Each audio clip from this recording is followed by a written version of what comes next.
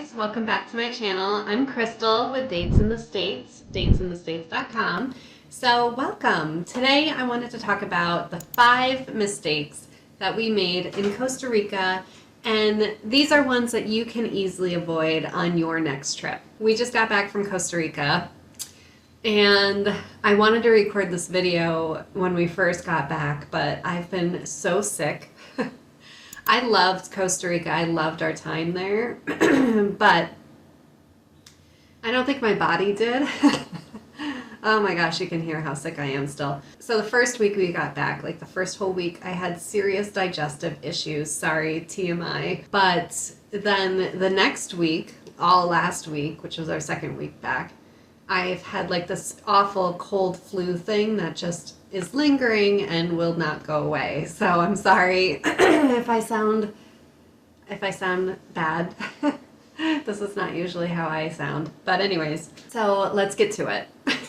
If you don't already know, for our 3rd wedding anniversary, we visited our 3rd country, which is Costa Rica, and we've been celebrating our anniversaries in alphabetical order. So each year we go down the alphabet. So like year 1, our honeymoon was in Aruba.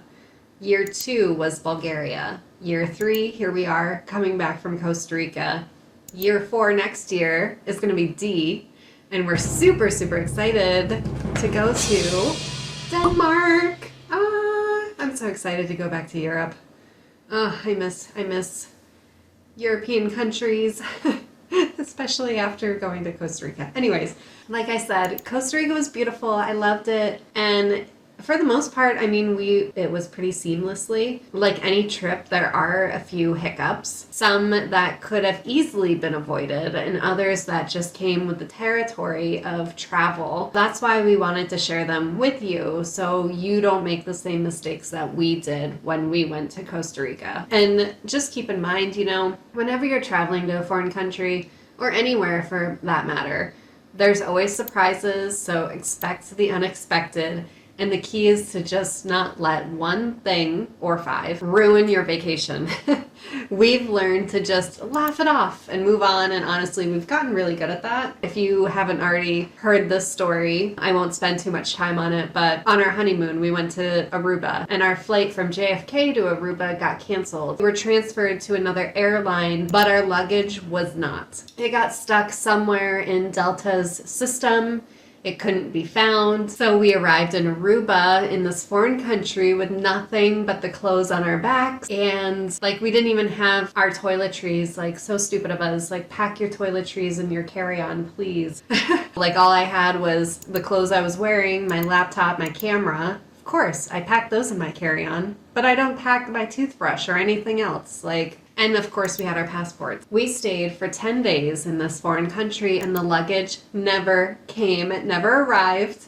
It was just floating in the abyss of Delta. So that was like our honeymoon. And then the year before that, when Shane proposed, we rented an RV and we were traveling throughout Colorado and, you know, some of the western states. We were taking like 2 weeks just to do this road trip in this RV, and the RV broke down. And so we had to completely reroute our trip. We lost multiple days, so we didn't get to go to all the places we wanted to. So anyways, the point of these stories are always expect the unexpected. And just laugh it off. Don't let it ruin your vacation. You'll always find ways to make it better. Compared to those trips, Costa Rica was a breeze. We, of course, still made some mistakes that could have been avoided. That's what we want to help you with. So if you're planning a trip to Costa Rica, here's 5 things that we wish we had known sooner. Number 1, don't skip car insurance because it's required. I know it sounds stupid, but I'm very stubborn when it comes to spending money. And when we travel in the States, I never have to worry about car insurance. State Farm covers it for me when I rent a car. When I go international, I know that coverage doesn't apply, but I'm too stubborn to like buy extra coverage. Like, I'm a good driver. I know it sounds awful. You know, when we were in Bulgaria, we drove around with no car insurance and everything was totally fine. Same with Aruba, no car insurance, totally fine. Costa Rica, I vaguely remembered hearing insurance was required, and I just figured I would get it from the company when I arrived because they always offer that no matter who you go with. The rental company will always offer you like their rental car insurance. So I booked through delta.com with Payless, and the car was insanely cheap. It was like $19 for the entire week, so I was clearly thrilled. And Delta offered me the third-party insurance, and I was like, nah, I'm just gonna see if I need it when I get there. And then we landed in Costa Rica. We went to pick up the car, and Payless wouldn't let us leave without paying the mandatory insurance price, which was the lowest choice was $360. That rental car cost that I was so excited about quadrupled or more in price. And I had no Wi-Fi, I had no data, which I'm going to talk about more in a minute. I had no way to check alternatives, so we were really stuck. And that price didn't even include our protection, okay? That price was just to protect the other person. So if we got hit and in an accident, that price wouldn't cover our car, it would cover the other person. And then did I also mention it was a $3,000 deposit, which is no big deal. I have the credit card allowance for that, but it was just such a damper right off the bat when we landed that we were already like way over our budget on day one. So needless to say, we stuck with the $360 option because it was the cheapest. I mean, if we wanted our car covered, it was like upwards of $500 or more. Do your research. Pick a car company that is very upfront with their pricing because apparently not all of them are. And then that way you won't have sticker shock when you arrive. So lesson learned. Number 2, prepare for spotty cell service and GPS issues. So like I said just a minute ago, I had no Wi-Fi, I had no data, and I couldn't figure out like how I could be researching these alternatives. And it's not a very uncommon thing in the country. Costa Rica's cell coverage is very, very unreliable. So Shane's cell plan, we're very lucky. It offers a few travel pass days so we can use it while we're abroad. And I usually just stick with Wi-Fi and that works fine. It's all I need. I just need to use my phone, here and there, and we'll just use his phone the majority of the time. It's no big deal. But in Costa Rica, even when we had service, it would drop without warning, especially on our long drives. We drove a lot on this trip. We had like 6-hour drive days sometimes. And there were multiple times on those long drives that we were driving blind because the GPS just all of a sudden stopped working. We were like roaming, the internet wouldn't come back on for hours. So it made navigating very tricky and frustrating. So now we know to download Google Maps offline, bring a backup GPS, one that doesn't depend on a phone service, those old school ones. And even screenshot directions, maybe use MapQuest, I don't know. Because you will lose signal on your trip. Plan for it, it's inevitable. All right, number 3 is bring a reusable water bottle. I know this is kind of a weird one, and we had no idea anything about this until we were faced in the situation of going into this park that we were planning to spend all day in and not being able to take our food or our water in. And that was Manuel Antonio National Park. We quickly learned that single-use plastics were not allowed, including disposable water bottles, any kind of food, snacks. They wouldn't even let me take in my apple. Like, I had to throw everything out. So we had to leave our food and our water behind. And I don't do well without water or food for long stretches of time. I'm always snacking. Like, I feel like I get really low blood sugar and I get jittery and I get nauseous. And I'm like, I have to go all day without this stuff. It's a little frustrating and a little scary.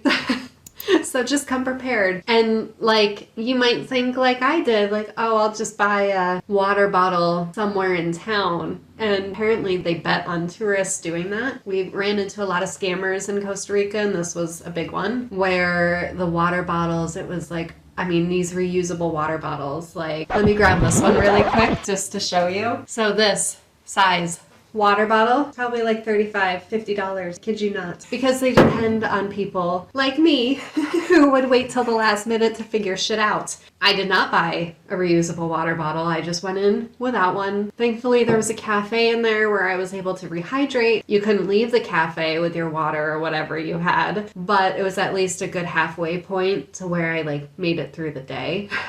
But if you have a reusable water bottle, bring one. You will be very happy you did. All right, number 4, understand the tipping system. I know.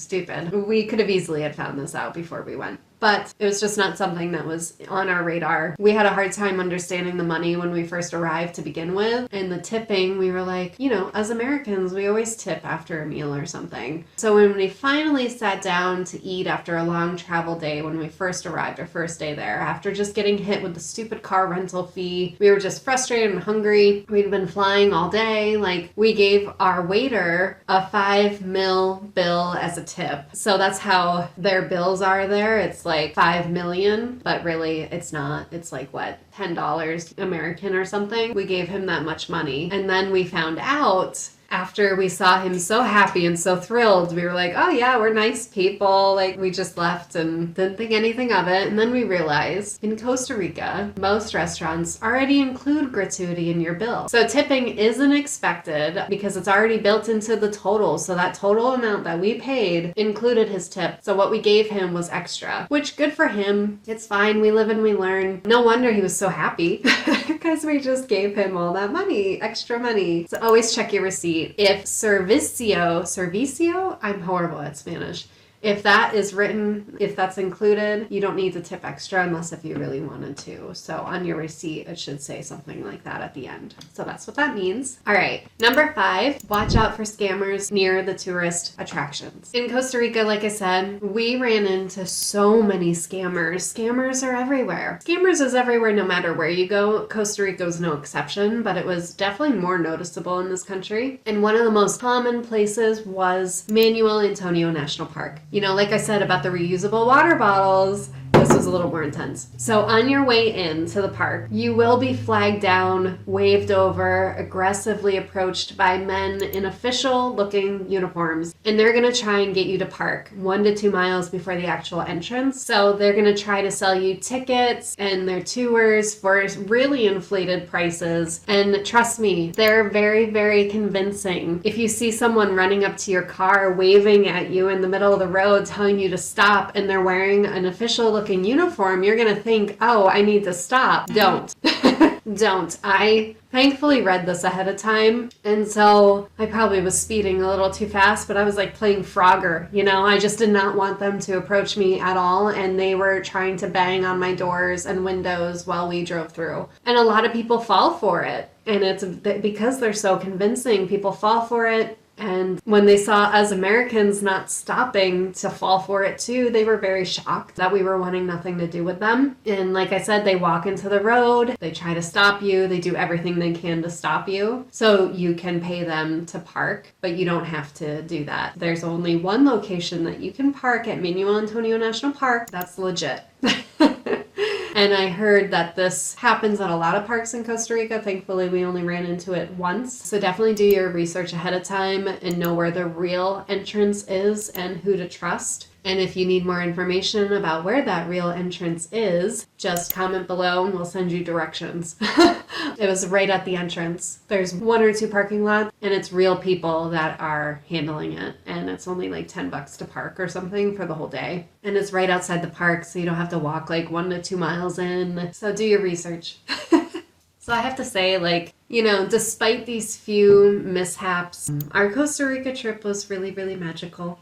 We hiked through the jungles, we explored the waterfalls, and we saw tons of amazing wildlife, walked along the hanging bridges, and we spent our anniversary watching the sunset over a volcanic lake. And honestly, travel isn't about perfection. It's about memories, even the messy ones. And we definitely hope that the 5 mistakes we talked about today, you can avoid to make your Costa Rica trip even better. Thank you all for watching. Please be sure to like and subscribe. I would love to know what you thought of this video. If you ran into any other issues on your Costa Rica trip that you would like to share, please do so below. And if you are going to Costa Rica and need some recommendations, I love making recommendations, you know, where to eat, what to do, where to go. So that's what we're all about here at Dates in the States. All right. Thank you everyone for watching, and I hope you have a fabulous day.